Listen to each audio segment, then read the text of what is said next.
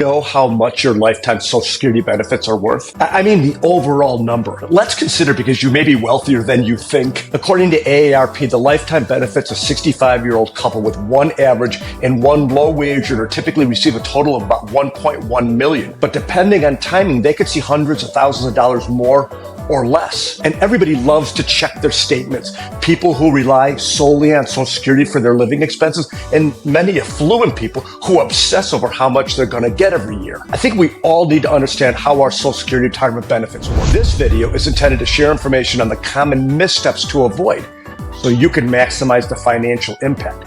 I feel that by grasping the nuances and avoiding common mistakes, you can optimize your financial security. Do people make mistakes? You bet. But with the right information, you can avoid them. Here are 5 common mistakes people make with Social Security. Mistake number 1.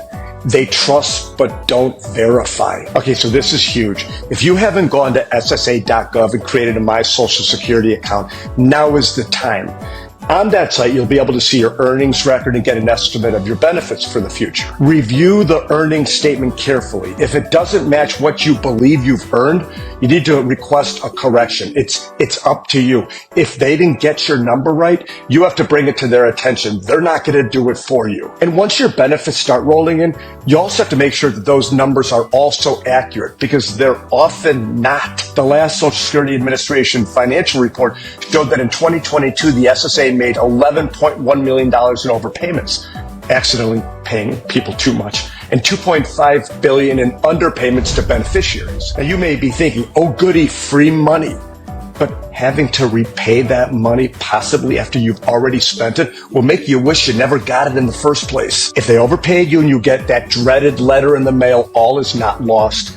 Per the Social Security Administration website, if you got a letter in the mail that says you were overpaid and need to pay us back, you can request a waiver. Ask us to waive repayment if you can't afford it or feel the error wasn't your fault, or if you believe the overpayment is unfair for another reason. We may ask to see details about your income and expenses. So if you receive extra but are doing okay, they may ask you to fork some money over. Number 2. Claiming benefits too early. Patience pays. One of the most common mistakes is claiming Social Security retirement benefits as soon as you become eligible at age 62. Many beneficiaries claim benefits too early, and it happens because they underestimate their life expectancy. Here's what I mean by life expectancy. Let's say Jack and Jane are both 65. There's a 25% chance that one of them will live into his or her 90s. That's a long time. While you can begin receiving benefits at 62, your monthly benefit amount will be permanently reduced compared to waiting until your full retirement age, which is 66 or 67, depending on your birth year. Taking benefits at 62 may result in a reduction of as much as 30%. Starting to receive benefits after full retirement age yields a larger benefit. Even waiting just one single year boosts your benefit by 8%. To get the maximum payment, you'll have to wait until you're 70 years of age, but only about 10% of people actually wait until 70. People want their money. Here's an example. A person born in 1961 who earned an average salary of $50,000 would take home a monthly payment of $1,386 if they were to file for Social Security at the minimum age of 62. At their full retirement age of 67, that amount jumps to $1,980. And if they were to wait till 70, their monthly Social Security checks would amount to $2,455. By the way, if you sign up for your own account on ssa.gov, as I mentioned earlier, you can get an estimate of your personal retirement benefits and see the effects of different retirement age scenarios. Waiting to claim Social Security can have major benefits for some, but it's not the right decision for everyone. For example, if you're struggling to pay bills or if you have serious health problems, claiming before full retirement age or at 62 might be the right decision. Hey everyone, it's Erin Kennedy with a quick message. We've created a free training video to teach you how to increase your spending ability, reduce downside risk, and make sure your money lasts as long as you do. You can click the link in the description right where it says free training. And of course, if you like what we're doing, please like and subscribe. Mistake number 3 is not coordinating with your spouse.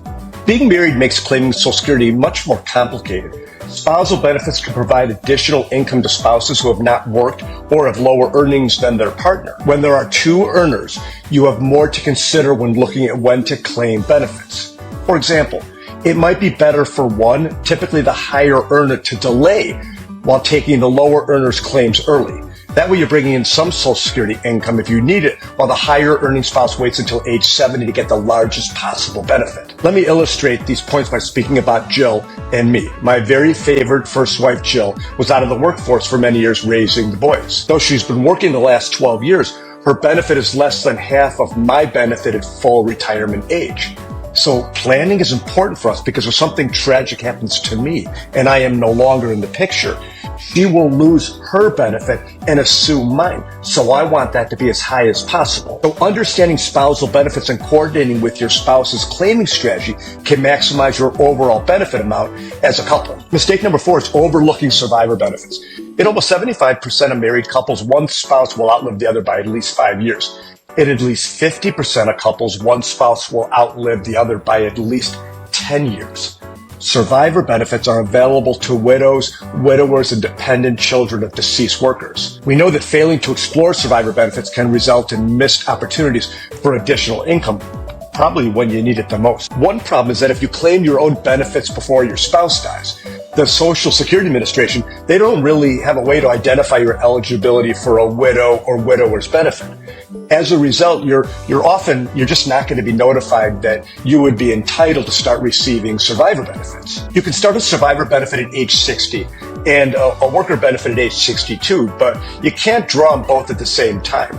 A common thought process is to claim the higher of the two benefits, but there's often a better way, and that is to integrate the two benefits to provide higher lifetime income. An optimal strategy will take into consideration the size of the survivor benefit and the size of the worker benefit. Mistake number 5 is not considering how income affects your benefits. You may consider continuing to work while claiming benefits, but you need to take into account that your Social Security payments, they may be reduced if you earn too much money. If you take Social Security before you reach full retirement age and make more than the annual exempt amount, you'll see reduced benefits and actually may not be worth it.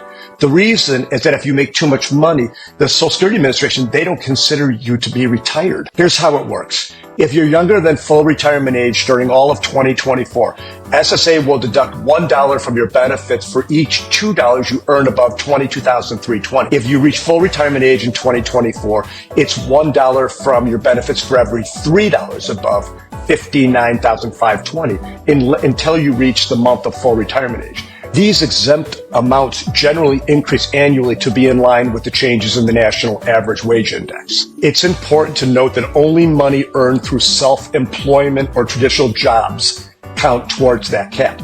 The SSA doesn't impose a limit on what you can bring in from sources like investment income, or annuities, pensions, and the like.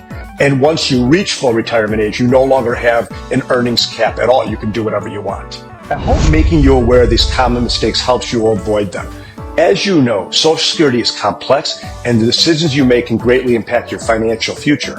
Maximizing your benefit amount takes forethought, planning, and oftentimes collaboration with your spouse. If you feel overwhelmed, you're not alone.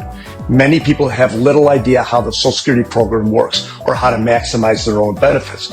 There are so many moving parts to nail down, especially if you're going at it alone. Avoiding these common mistakes and understanding the intricacies of Social Security benefits can help you make informed decisions that maximize your overall financial security in retirement. Consulting with a financial advisor and Social Security expert can provide personalized guidance based upon your individual situation and help you avoid costly mistakes. Subscribe for more informative content on retirement planning, Social Security maximization, investing, and many other financial topics. And of course, thank you for watching.